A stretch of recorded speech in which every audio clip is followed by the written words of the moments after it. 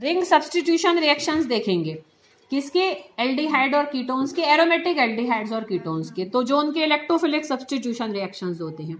तो जैसे अगर तुम ग्रुप को देखो जो हमारा CHO और जो COR ग्रुप है, ये इलेक्ट्रॉन विड्रॉइंग ग्रुप्स होते हैं।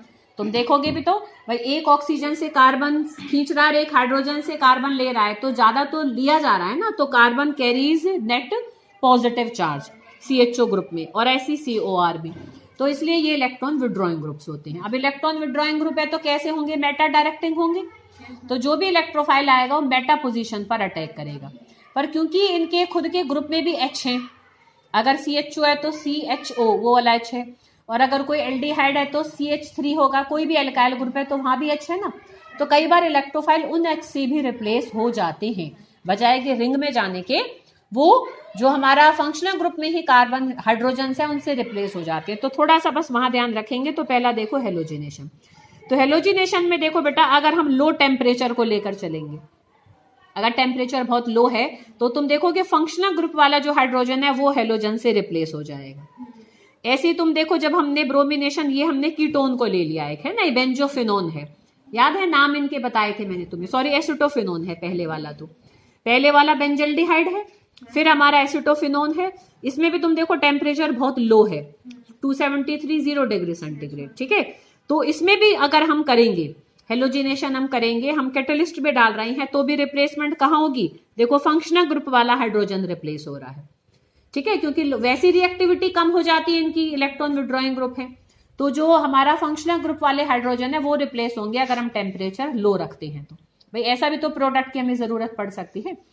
और अगर हम देखो बेटा ब्रोमिनेशन करेंगे, टेम्परेचर हम नॉर्मल रख रहे हैं और हम कैटलिस्ट को डाल दे एक्सेस में, तो हमारा रिंग पर सब्स्टिट्यूशन होगा और मेटा ब्रोमो एसिटो, सेम इनकी क्या हो जाएगी, सल्फोनेशन।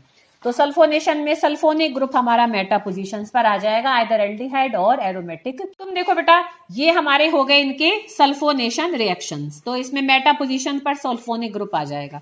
अगर हम एल्डिहाइड्स और कीटोन्स में बेटा डिफरेंसेस देखें तो तुमने पीछे भी कितनी जगह देख लिया, जो डिस्टिंग्विश करने के टेस्ट हैं सारे आ जाएंगे, Tollens reagent, Fehling solution, reduction से तुम देखो वहां प्राइमरी अल्कोहल बनता है एल्डिहाइड से, कीटोन से सेकेंडरी अल्कोहल बनता है, एसिटल्स बनते हैं हमारे एल्डिहाइड से, वो जल्दी बन जाते हैं क्योंकि न्यूक्लियोफिलिक सब्स्टिट्यूशन एल्डिहाइड का इजियर है as compare to ketone.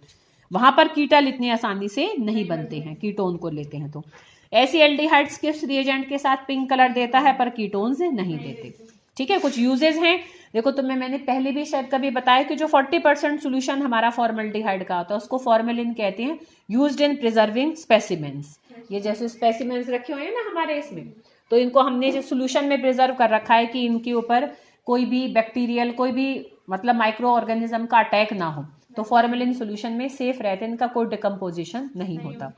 Acetone को हम यूज करते हैं देखो क्लोरोफॉर्म को प्रिपेयर करने में, एसिटिक अनहाइड्राइड को प्रिपेयर करने में, एसिटल्डिहाइड को हम एसिटिक एसिड, और मतलब जितने भी केमिकल रिएक्शंस है ना, they all are uses of these aldehydes and ketones.